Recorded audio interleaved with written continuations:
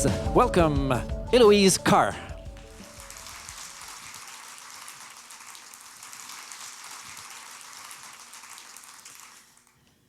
Bonsoir. Meet Jack. Jack lives with Tim, my husband, and myself. He's 7 years old. He was a rescue. And he looks like a large Jack Russell. He weighs 85 pounds. Many of us live with a dog. In fact, across Canada, 41% of all households have at least one dog. So much so that our relationship with these dogs is often that of family, and they're referred to as family, and often referred to as significant others. So very important in our lives. Last year, I took a trip to hospital and had some hip surgery, and came home to have my bed on the main floor of the house because the stairs were a little bit difficult. And on that very first night, as my husband went upstairs, he leaned over the banister and said, "If you need anything, pick up the phone and call me." You know where this is going. 1 o'clock in the morning, I needed Tim. It went to voicemail.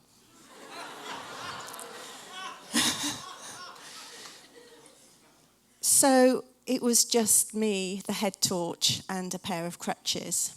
It took me a while to get out of bed and get myself organised, and I was scared. I hadn't walked on my own with crutches before, my second day. And suddenly Jack appeared, watchful, just behind me, and he walked all the way to the washroom. And I came out, and he's standing looking at me.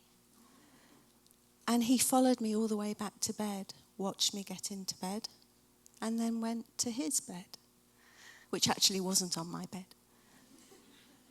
And this was repeated at 3 a.m. and at 5 a.m. And I guess there are two messages. One is that Jack was a better carer than my husband. But I love my husband and he's a good carer. But the reality was Jack was there, and I got tremendous comfort from that at that point. So this story will be visited or revisited as I share with you 3 key ways in which living with a dog can improve the quality of life for people with chronic pain. But before I get there, I'd like to share with you how this connection between the human world and the animal world came about. This was a study that was done by some really top-notch researchers in Canada who looked at the hours of pain education for healthcare professionals and veterinary students. And they found that on average, veterinary students got 7 times the number of hours than did medical students and nursing students. So typically nursing students 9, medical students 12, veterinarian students 70 as an average across Canada. In the UK, I repeated the study, and we found pain education was less than 1% of the curricula. Less than 1%. And this is important because it's at odds with, as you've heard in previous presentations, the prevalence of pain. We have a current statistic of 1 in 5 people in Canada will have pain. 1 in 4 visits their primary care physician because they have pain. So strange, isn't it, that your dog may get better health care than you do. This intersection of human and animal pain was started a little while ago in the 90s when a colleague, a veterinarian in Colorado, sent an email to me and said, "I've come across your paper and it said exactly the same things that my paper says, that there's poor assessment, there's misconceptions, these people don't know how to manage pain." So we had 2 parallel worlds going on. we lost contact and didn't really connect again until 4 years ago. And this time we made it happen. And this was the beginning of a research program around human-animal pain interaction, or happy, as I like to call it. So the first way in which living with a dog can improve the quality of life for people with chronic pain is just by petting and stroking the dog. It's almost the first thing we do if we meet a dog. Can I pet your dog? But if we have a dog, they often know when we're in pain. They will often find you if it's a bad day. And that stroking, that burying your hand into their fur, actually can reduce your anxiety and pain. And there are good studies to show that. And scientific evidence has a reason for that. And it's all due to this fabulous hormone called oxytocin. And oxytocin is a hormone released when we bond with other humans and even with our animals. And it has this ability to provide the tranquility. It's also known as the love hormone. And this calmness can reduce our anxiety. And we know that anxiety and pain often go together. So it's a great way of actually reducing pain. Along with the fact that as you stroke a dog, you're often distracted.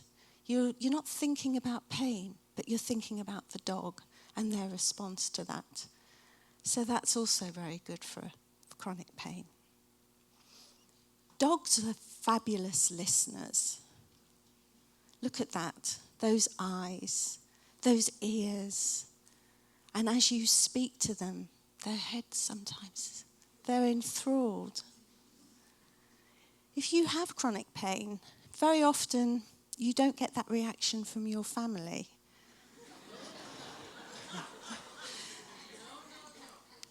Or your friends. You know, that lack of judgment is so powerful.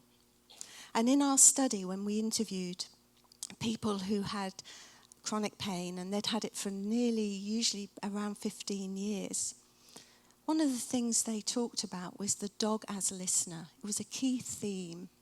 This ability to listen allows you to share emotion, and that cathartic process can help with mental well-being and improves the sense of emotional support. The third key area that living with a dog and having chronic pain can help with is around physical activity, but more importantly, social connectedness, going out of the house. Now, it's interesting because people believe that if you have a dog, you're really fit because you exercise the dog. Not so for the majority of households. In fact, it's something like only 32% of people who do have a dog regularly exercise the dog. And for people with chronic pain, we're not necessarily thinking you're going to be running around the park every morning. But what we have found is that living with a dog gives you a reason to go out. The needs of that dog often provide a reason, a purpose for life. And as you go out of the house, you actually connect with other people in your community. And people get to know each other, usually, or they get to know each other's dogs. And that is really important for people that are often socially isolated. If you've had chronic pain for a long time, sometimes you stop working, and that network of friends has diminished. So it's really important to be able to get out of the house, and a dog provides that purpose.